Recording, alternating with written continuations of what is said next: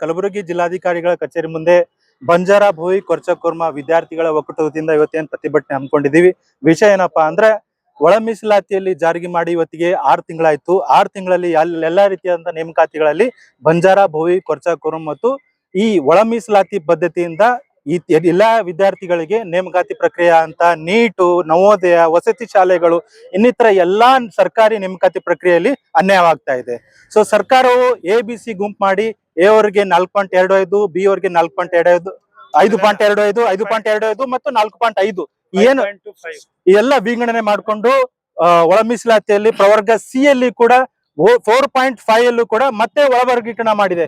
80% ಮತ್ತು 20% ಅಂತ ಹೇಳಿ 20% ಅಲ್ಲಿ ಅಲೆಮಾರಿ ಜಾತಿ ಅಂತ 59 ಜಾತಿಗಳಿಗೆ ಫಸ್ಟ್ ಪ್ರಯಾರಿಟಿ ಕೊಟ್ಟು ಮಿಕ್ಕಿದಂತ 20% ಕೊಲಂಬೋ, ಬಂಜಾರ ಭೋಯಿ ಕೊರ್ಚಕೋರ್ಮ ಈ 4 ಜಾತಿಗಳಿಗೆ ಅನ್ಯಾಯವನ್ನ ಆಗ್ತಿದೆ.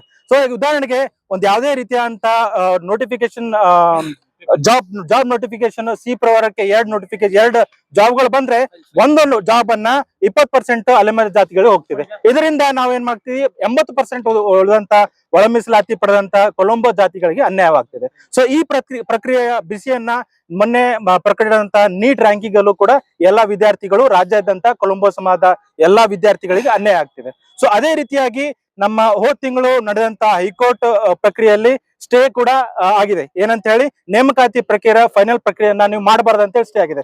ಆದ್ರೂ ಕೂಡ ರಾಜ್ಯ ಸರ್ಕಾರ ಇದನ್ನೆಲ್ಲ ಉಲ್ಲಂಘಿಸಿ ಮತ್ತೆ ಅವರು ನೇಮಕಾತಿ ಪ್ರಕ್ರಿಯೆನ ಪ್ರಾರಂಭ ಮಾಡ್ತಿದೆ. ನಮ್ಮ ಪ್ರಮುಖ ಬೇಡಿಕೆಗಳಾದ ನೀವು ಒಳ ಮೀಸಲಾತಿಯಲ್ಲಿ ರೋಸ್ಟರ್ ಬಿಂದು ಪದ್ಧತಿಯನ್ನು ಮಾಡಿದಿರಿ 20% 80% ಹೇಳಿ ಒಳ ಮೀಸಲಾತಿ ಪ್ರವರ್ಗ ಸಿ ಅವರಿಗೆ ತುಂಬಾ ಅನ್ಯಾಯ ಆಗ್ತಿದೆ. ಈ ಒಳ ಮೀಸಲಾತಿ ರೋಸ್ಟರ್ ಪದ್ಧತಿಯನ್ನ ತಾವು ಇದನ್ನ ಪರಿಶೀಲನೆ ಮಾಡಿ ಇದನ್ನ ನೀವು ಕ್ಯಾನ್ಸಲ್ ಮಾಡ್ಬೇಕಂತ ಹೇಳಿ ನಾವು ಮೊದಲನೇ ಬೇಡಿಕೆ ಇಡ್ತಿದೀವಿ.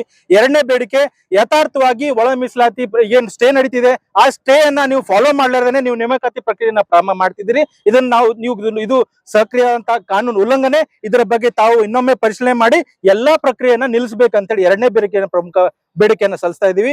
ಮೂರನೇ ಬೇಡಿಕೆಯಾಗಿ, ನಮಗೆ ಈ ಒಳ ಮೀಸಲಾತಿ ಪ್ರವರ್ಗ ABC ಅನ್ನು ನೀವು ಒಳ ಮೀಸಲಾತಿ ವರ್ಗೀಕರಣ ಮಾಡಿದಿರಿ, ಇದು ಸಂಪೂರ್ಣ ಅವೈಜ್ಞಾನಿಕ ಇದೆ. ಈ ವೈಜ್ಞಾನಿಕ ಒಳ ಮೀಸಲಾತಿಯನ್ನು ತಾವು ರದ್ದುಗೊಳಿಸಬೇಕಂತ ಹೇಳಿ ಮೂರನೇ ಪ್ರಮುಖ ಬೇಡಿಕೆಯನ್ನ ಸಲ್ಲಿಸ್ತಾ ಇದ್ದೀವಿ.